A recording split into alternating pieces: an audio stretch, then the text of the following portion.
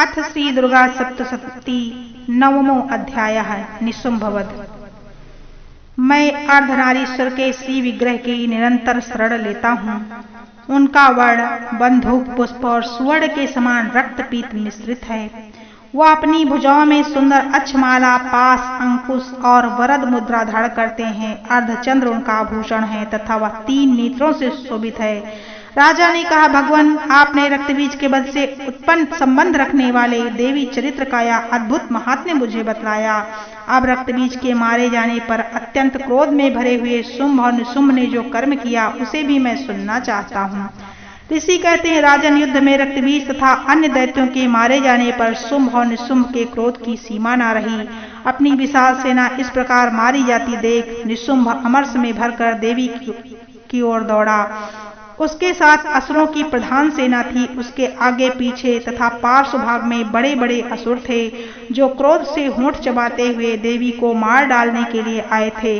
महापराक्रमी शुंभ भी अपनी सेना के साथ मातृगणों से युद्ध करके क्रोधवश चंडिका को मारने के लिए आ पहुंचा। तब देवी के साथ शुंभ और निशुंभ का घोर संग्राम छिड़ गया। वे दोनों दैत्य मेघों की भांति बाणों की भयंकर वृष्टि कर रहे थे। उन दोनों के चलाए हुए बाणों को चंडिका ने अपने बाणों के समूह से तुरंत ही काट डाला और शास्त्र समूहों की वर्षा करके ऊंधवाहन सिंह के मस्तक पर प्रहार किया।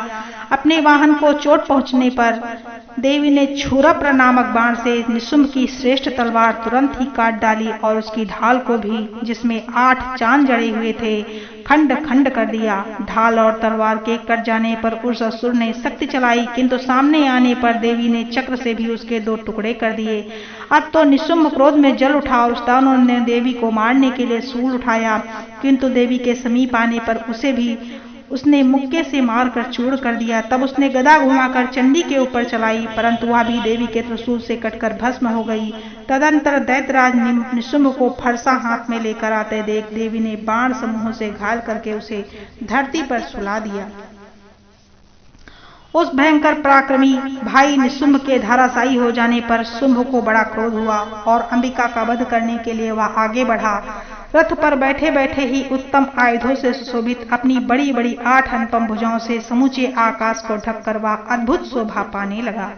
उसे आते देख देवी ने शंख बजाया और धनुष की प्रत्यंचा पर भी अत्यंत दुस्सह शब्द किया।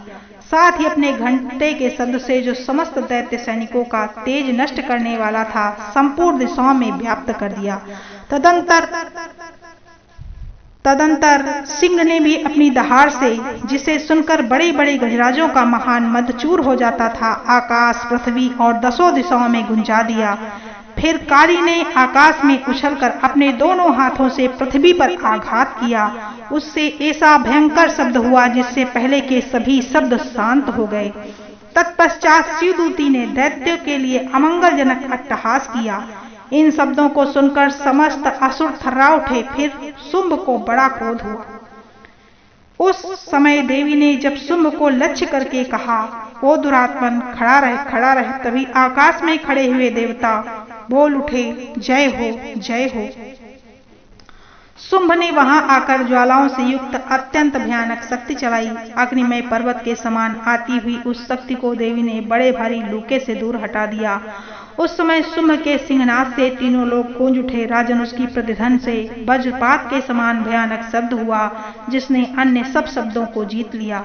शुंभ के चलाए हुए बाणों को देवी ने और देवी के चलाए हुए बाणों को शुंभ ने अपने भयंकर बाणों द्वारा सैकड़ों हजारों टुकड़े कर दिए। तब क्रोध में भरी हुई चंडिका ने शुंभ को शूल से मारा। उसके आघात से मूर्छित हो जाने पर वह पृथ्वी पर गिर पड़ा।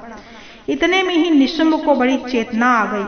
उसने धनुष हाथ में लेकर बाणों द्वारा देवी, काली तथा सिंह को घायल कर डाला। फिर उस दैत्यराज ने 10,000 बाहें बनाकर चक्रों के प्रहार से चंडिका को आच्छादित कर दिया।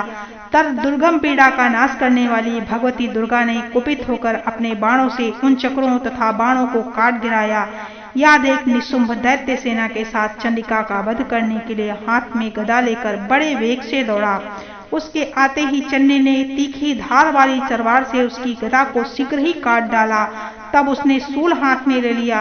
देवताओं को पीड़ा देने वाले निशुंभ को शूल हाथ में लेकर आते देख चंडिका ने बड़े वेग से चलाए हुए अपने शूल से उसकी छाती छेद डाली। सूल से विदीर्ण हो जाने पर उसकी छाती से एक दूसरा महाबली तथा महापराक्रमी पुरुष खड़ी रह कहता हुआ निकला। उस निकलते हुए पुरुष की बात सुनकर देवी ठहठहा कर हंस पड़ी और खड्ग से उन्होंने उसका मस्तक काट डाला। फिर तो वह पृथ्वी पर गिर पड़ा। तदंतर सिंह अपने दाढ़ों से असुरों की गर्दन कुचलकर खाने लगा। यह बड़ा भयंकर दृश्य था। उधर काली तथा शिवदूती ने भी अन्य दैत्यों का भक्षण आरंभ किया। कौमारी की शक्ति से विदीर्ण होकर कितने ही महादैत्य नष्ट हो गए। ब्राह्मणी के मंत्रपूत जल से निस्तेज होकर कितने ही भाग खड़े हुए। कितने ही दैत्य माहेश्वरी के त्रिशूल से छिन्न भिन्न हो धाराशायी हो गए।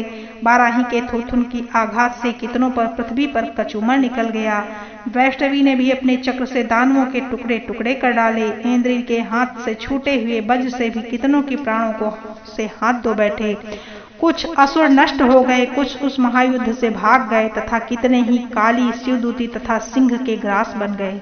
इस प्रकार श्री मार्कंडेय पुराण में शावणिक मनवंतर की कथा के अंतर्गत देवी महात्म्य में निशुंभ वध नामक 9वां अध्याय पूरा हुआ।